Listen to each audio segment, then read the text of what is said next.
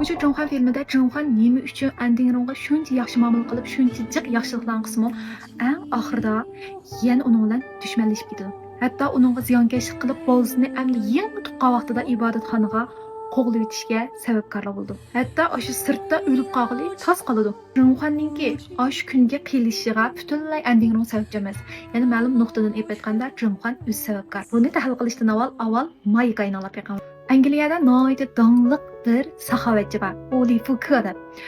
Bu qiz noyati kichkidan oq ko'ngil bo'lg'achqa, o'sha saxovat ishlari bilan shug'ullangan. 16 yoshidan boshlab har qanday ojizmiyib, hatto echaqisi yo'q nurg'un qiyinchiligi bor odamlarga yordamlarni qilib kelgan. Yolg'ondan gul setib, topgan pullardan tortib, shularga iyonlik qilishni o'sha kichik vaqtidan tortib boshlab ketganda, keyingi umrida topgan pulining ko'pincha qismini xayr saxovat ishlariga ishlatib o'tgan.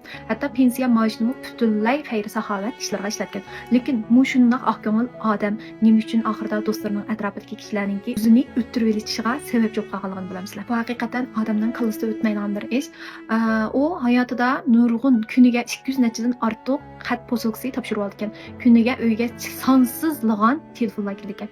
Bularningki ko'pinchisi uning xayr saxovat ishlarini davomli qilishni so'ylaydigan telefonlar ekan. Jumla u keyingi hayotida mundaq deb men hayotimda nurg'un qurbonliklarni berdim. Endi men hayotimda buncha qurbonliklarni berolmayman deb ekan.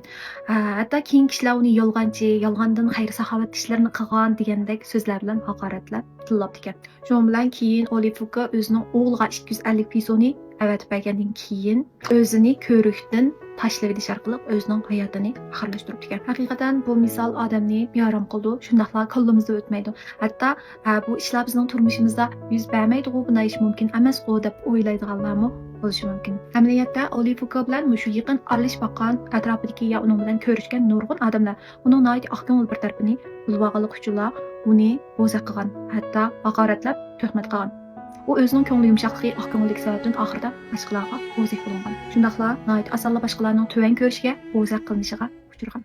Endi shu Junghan filmi qaytib kelsak, Junghan filmidami Junghan o'zining meyachisiga yaxshilik qildi.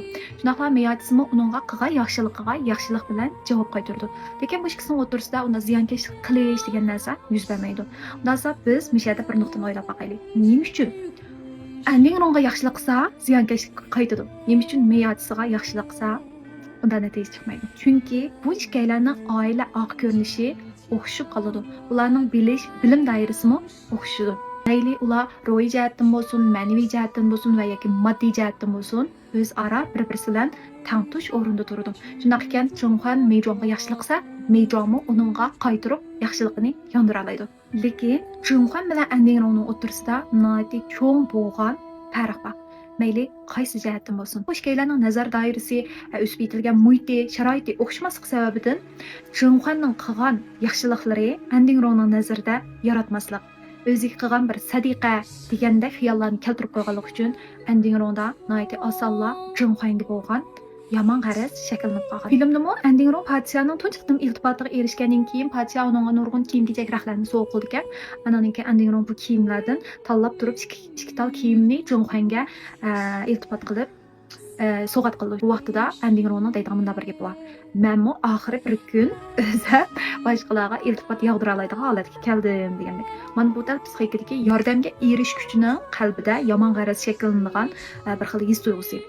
Balkim bu ularningki yushurun an qatlamda o'zim his qilmagan holda shakllanib qolganligidan bo'lgan bo'lishi mumkin. Normal odam bo'lsa, boshqalardan besib tushishni, hech bo'lmaganda boshqalar bilan tang bo'lishni o'ylaydi. Lekin hech kim boshqalardan past bo'lsam-kan, tuvan bo'lsam-kan deb o'ylamaydi. Shunday qilib, boshqalar sizga yordam qilgan vaqtida siz balkim birinchi qitimda minnatdor bo'lishingiz mumkin, lekin bu yordam qilish qitim soni nihoyatda jiq ko'payib ketgandan keyin siz ichki qalbingizda bir xil o'zingizni qarshi tarafga qarzdordek his qiladigan, shundaqla o'zingizni uningdan tuvandek his qiladigan bo'lib qolasiz. Bora-bora vaqtning o'tishiga ergishib, o'zini iqtidorsizlik his qiladigan mushtaq his tuyg'ularga cho'mib qolganlikdan qarshi tarafning to'xtamasdan qilgan yordamlari o'zining ko'nglida bir xil sadiqaga erishayotgandek, uning bir xil yaratmay ustidan tuvanga qarayotgandek tuyg'ularni akilishiga sababkor bo'lib qoldi. Bora-bora qarshi tarafga nafratlanish, hasad qilish, yig'roq bo'lganda ziyonkashlik qilish degandek ishlar kelib chiqadi. Hatto ba'zan odamlarda uning mushtaq qilishi, menga to'xtamay yaxshilik qilishi, uning qilishga tegishli ishi degandek o'y xiyolmi kallasida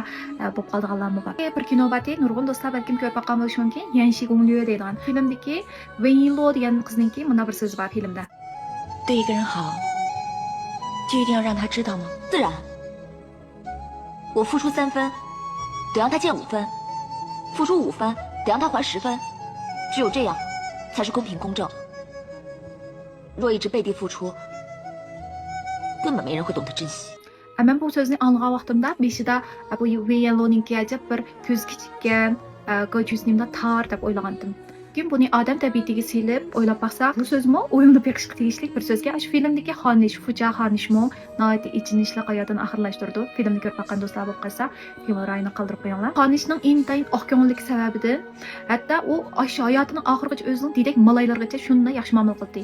Lekin oxirida u o'zining didikininki o'ziga ziyonkashlik qilishini ko'rdi. Undan boshqa uning qo'l ostidagi to'qonlarmi Xonishga intayin hurmatsizlik qiladi. Hatto uni chin qalbidan yaxshi ko'rgan yo'ldoshi Podshohmi oxirida sizning bunday yumshoqligingiz, oq ko'ngilligingiz sizning haqiqiy bir o'lchamdagi xonish bo'lish salohiyatingizga mos kelmaydi deb aytlaydi. Shunga oxirida mush xonishmi aniq ichinish holda o'zining hayotini lashtirdi. Endi bu yerda men hargizmi do'stlarni oq ko'ngil bo'lmanglar demoqchi emas. Oq ko'ngillik bo'lish degan bu bir odamning nihoyat qimmatli bir fazilat. Lekin sizning oq ko'ngilligingiz to'g'ri o'rinda, to'g'ri yerda, to'g'ri odamga ishlatilmagan vaqtida balkim u sizga ziyonkashlik ilib keladigan boshqalarning quroliga aylanib ketishi mumkin. Har narsa o'z loyiqida, ehtiyojida bo'lsa, eng yaxshi bo'ldi deb qaraymiz. Odatda tomoq yegan vaqtimizdami, yerda o'lish to'ysak, salomatga eng foydali deb qo'ydik. Shunga har bir do'stlarimningki mushu nuqtani esida chin saqlashini chin dilimdan umid qilaman. Sizmi burun boshqalarga yaxshilik qilib yaxshi bo'lmagan natijalarni ko'rib baqqanmi? Agar shunday ishlarga yo'l qo'yib baqqan bo'lsangiz, Pinglin rayoniga siz qoldirib qo'yishni unutmang. Oxirida har bir do'stlarimningki turmushiningki nihoyat go'zal, yaxshi bo'lishini chin dilimdan umid qilaman. 我每晚都做梦，哪家的秀女啊？生不如死，交在我身上，想说不想还有今日。我不会原谅的，再活一回，反正你我是一辈子的仇人。没事吧？妹妹只当此生再不能见姐姐了，没想到也有今天。姐姐，再活一回，妹妹宁愿只要姐姐。为何总是这样看着我？姐姐不明白不要紧，只要姐姐肯谨记一样，我会一直与姐姐一起，